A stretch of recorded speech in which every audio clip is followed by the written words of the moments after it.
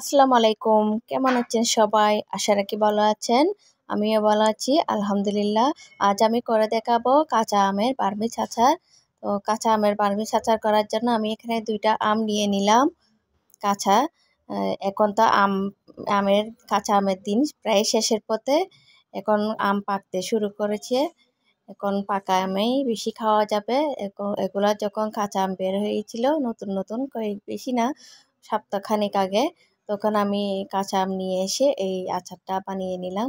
এই আচারটি বানানোর জন্য একটু শক্ত টাইপের কাঁচা আম নিলে আচারটা খেতে ভালো লাগে। তো আমি এখানে নিয়ে নিলাম। আমার এই আমের আটিটা একটু বেশি শক্ত হয়ে গিয়েছিল, তো এটা ছুরি দিয়ে কাটা যাবে না। পরবর্তীতে আমি এটা বটি দিয়ে কেটে নিলাম। তো এইভাবে এরকম পাতলা পাতলা করে স্লাইস করতে হবে। অনেকের আচার বেশি পছন্দ, আচার খেতে ভালো লাগে, ভালোবাসে, কিন্তু আমি তেমন আচার খাই না। কিন্তু আমার থেকে আচার বানাতে ভালো লাগে, তাই আমি আচারটা নিচ্ছি। আচ্ছা, কার কার আচার পছন্দ একটা কমেন্ট করে জানায়েন আপু এবং ভাইয়ারা। তো আমি সবগুলো আম এভাবেই পাতলা পাতলা করে কেটে নিলাম। সব আম পাতলা করে কাটা হয়ে গেলে আমি একটি বাটিতে নিয়ে নিলাম। তারপর এখানে আমি দিয়ে দেব ভিনেগার এবং 2 কাপ চিনি। তো এগুলা দেওয়ার পর 1 ঘন্টা বা 1.5 ঘন্টা রেখে দিতে হবে একটুখানি রেস্টে।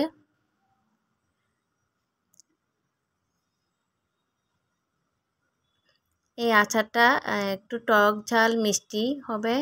তো যাদের মিষ্টি বেশি পছন্দ তারা চাইলে চিনিটা আর একটু বেশি দিতে পারে। এটা আমি প্রায় 1.5 ঘন্টা মতো রেখে তারপরে আমি চলে আসলাম এটা চুলায় দেওয়ার জন্য। চুলায় একটা পাতিলে চিনি সহ এই আমগুলো ঢেলে দিতে হবে। এখানে কোনো পানি দিতে হবে না। তো আমি আগে থেকে একটা মশলা তৈরি করে রেখেছিলাম, আধভাঙ্গা মশলা। এখানে ওইটার ভিডিওটা আমার আছে, পেজে আছে, আপনারা চাইলে দেখে আসতে পারেন। তো ওই মশলাটা দিয়ে সব ধরনের আচার বানানো যায়।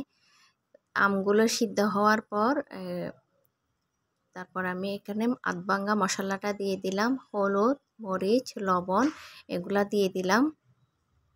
এগুলো দিয়ে একটু নাড়তে হবে হালকা। আমার এই আচারগুলো একটু বেশি সিদ্ধ হয়ে গিয়েছিল বেশিক্ষণ। তো আর একটু কম সিদ্ধ হলে এরকম কোটা কোটা থাকলেই ভালো লাগে। এই আচারটি অনেক মজা হয়েছিল। আচার তেমন আমি না খেলেও আমি এটা খেয়েছিলাম অনেক।